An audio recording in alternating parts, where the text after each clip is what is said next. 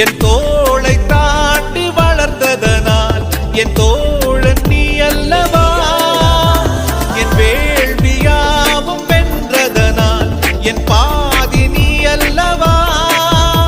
சந்தோஷத்தேரில் தாவி ஏறி மனமின்று மிதந்திட என் வானத்தில் ஒரு நட்சத்திரம் புதிதாக பூ பூத்து சிரிக்க